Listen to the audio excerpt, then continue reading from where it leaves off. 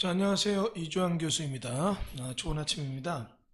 5월달이 이제 이틀째 되어들고 있는데 이틀 뒤부터는 이제 대초 공휴일까지 2박 3일 휴일이네요. 저도 모처럼 가족과 한번 좀 시간을 가지려고 합니다.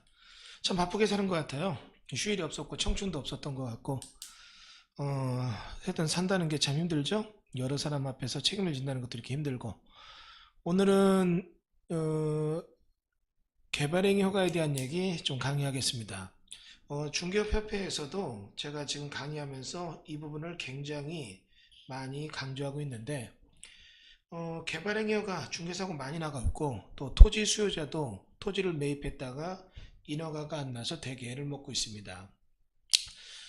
창고, 물류단지를 만든다고 해서 창고를 부지를 중개했는데 안 되는 거예요. 용도적에는 분명히 창고에 건축물이 건축이 되는데 개발행위 허가 제도가 막 등장하면서 이게 안 됩니다. 그래가지고 이런 문의 전화 이거 어떻게 하면 되느냐 상담 전화가 굉장히 많죠. 창고 시설에 대한 개발행위 허가 기준 해서 여러분 지금 화면 앞에 이 얘기가 나와 있는데 자 여기 지금 보시면 건축물의 용도 중에 창고 시설이라는 게 있습니다. 물류창고 또는 물건을 재워놓는 공간들이죠. 근데 이거에 대해서 개발행위가 기반시설 기준에서 이 얘기가 등장을 합니다. 일단 여러분 창고는 물건을 싣고 나갈 때 대형 차량이 많이 왔다 갔다 하는데 길이 좁으면 밀원이 많이 발생하죠. 그러니까 창고 시설을 건축하기 위해서 다음 항목의 내용을 모두 갖춰야 돼. 기존 창고 집단화 지역에 입지해야 되며 집단화 지역은 준공, 기허가 된 부지 면적이 5만 미터제곱 이상이어야 된다. 그래서 창고가 나홀로 창고가 아니라 하나의 토목공사 형질 변경해서 토지 형질 변경, 절토성도 정지 포장을 해서 요 면적이 5만 미터제곱 이상인 데에서만 부지를 잘라서 이런 창고 등이 들어올 수 있는데 이게 이제 집단화된 지역이라는 얘기죠. 그리고 국도, 지방도, 시도에서 신청지까지 노폭이 8m 이상 진입도를 확보해야 된다. 왜냐하면 대형 화물차가 교차해야 되니까. 그러니까 이런 창고 시설 등에 대해서 개발행위 허가 내줄 때 토지형질 변경 허가 내줄 때 니네 이런 토목공사하기 위한 전제 조건이 집단화 지역 준공 또는 기여가 된 부지 면적이 5만 미터제곱 이상이어야 되고 두 번째는 이런 국도, 지방도, 시도라는 도로법상 도로라는 굉장히 컨디션이 좋은 그런 도로에서 8m 이상의 진입도를 확보해서 들어와야 되고 재밌는 것은 주거지역 취락지구가 100m 이상 이격돼야 된다. 이게 왜 또 다본이 왜 나오는가 이해가 안 되죠. 여러분 요거에 대해서는 재밌는 얘기를 해볼게요. 옛날과 달리 이런 창고를 지으면 물건에 대해서 입고가 되고 출하가 돼요. 물건을 들여와서 내려놓고 나가고 물건이 재워져 있다가 창고 안에 가득 쌓여져 있다가 나중에 화물 운반차가 오면 싣고 나가야 됩니다. 그러면 이렇게 창고가 물건을 싣고 내릴 때 사람이 팔뚝으로 내리는 게 아니라 기계가 내리죠. 이 기계는 대부분 뭐냐면 호이스트는 공장에서 대부분 씁니다. 물건을 이렇게 만들어서 천장에서 내려오는 게 쐐기둥에 딱 매달려 있는 추가 내려와서 딱 짚고 올라가는데 창고는 트럭에서 물건이 싣고 내려야 되니까 당연히 지게차가 내려요. 근데 이놈의 지게차는 되게 시끄럽거든요.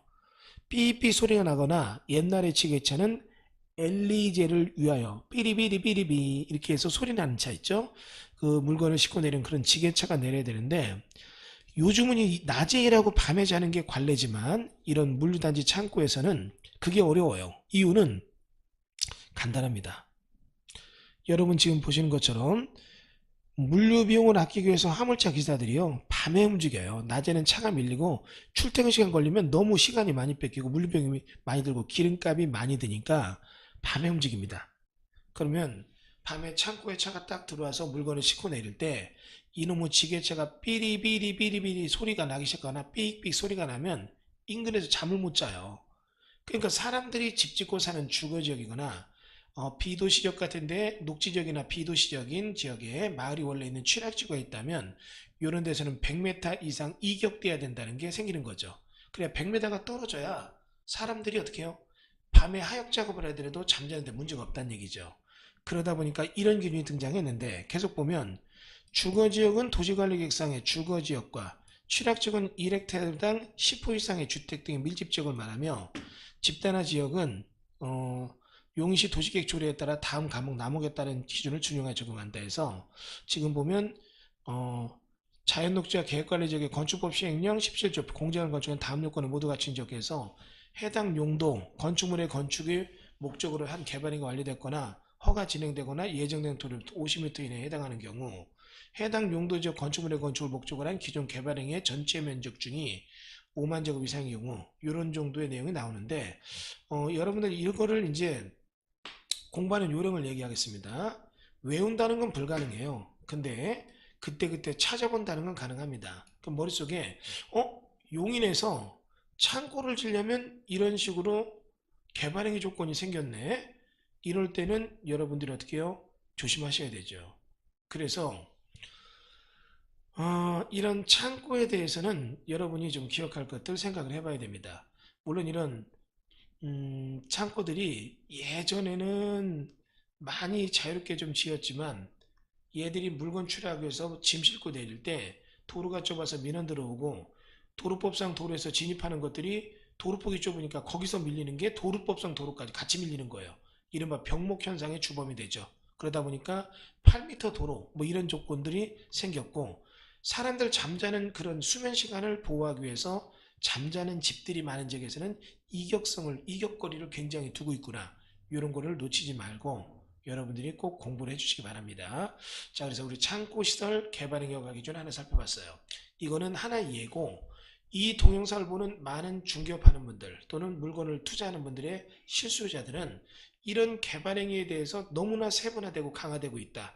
그래서 용도지역 외에 해당 지자체 조례로서 토지형질 변경의 개발 용도에 따른 조건들을 컨디션을 굉장히 강화시키고 있다. 이런 거를 기억해 주시기 바랍니다. 자, 여러분 모두 즐거운 하루 되시고 동영상 보시는 분들은 좋아요, 댓글, 또 유튜브 하시는 분들은 구독 눌러주시기 바라겠습니다. 감사합니다.